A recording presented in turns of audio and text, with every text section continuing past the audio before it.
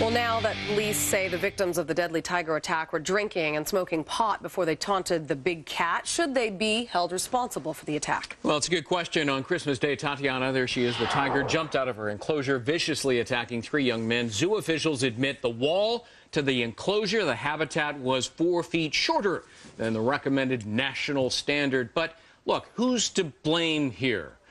On our legal panel today, Fox News contributor Janine Pirro and defense attorney Kisha Hebbon. All right, Kisha, California used to have contributory negligence. If the plaintiffs were even 1% responsible, they got nothing. Now they've got comparative negligence in California. So should these plaintiffs, if they become plaintiffs and file suit, the injured individuals, should they be able to recover anything? I say absolutely not. And if so, only a small portion. Because really? Yes, because I think that they were contributory negligent and that they were old enough to understand that what they did could cause the consequences that did take place.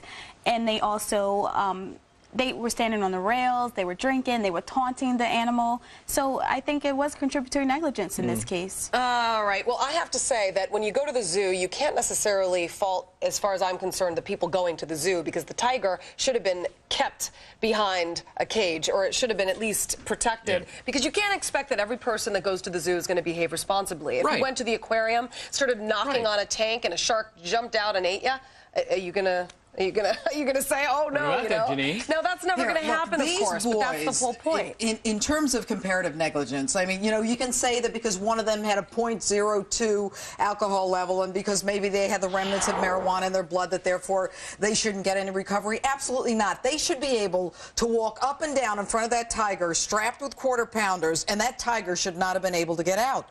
The zoo is clearly at fault, not just because the fence was below code, but because they didn't have a mechanism in place to protect the kids once they were attacked, once the tiger got out. Think about it. They categorized the call from one of the brothers as a mentally unstable person calling. They approach a security person in a golf cart. She stares at them and doesn't call 911. Kisha, when you invite people onto your property, and in fact you charge money to be there, they're invitees. You've got to make sure that they're safe and protected. You have to anticipate, don't you, that kids are going to get drunk and taunt animals. You're absolutely right. But again, my position is most visitors to the zoo are children, small children.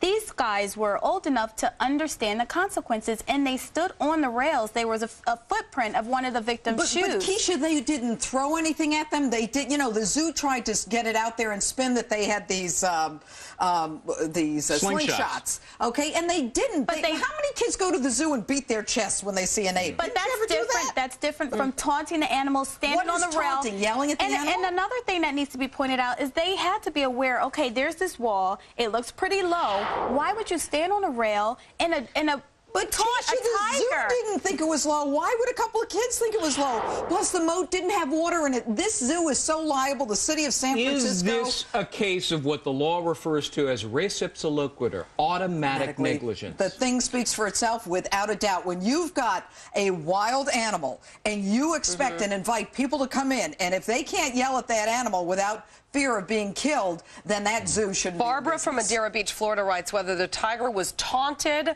or not has no bearing on this horrific event. There is no way the tiger should have been able to escape. This is a safety issue for the entire park and surrounding area. The zoo is 100% responsible. And what about the fact it took 30 minutes to get help for these boys? That's irrelevant, though. Again, I think...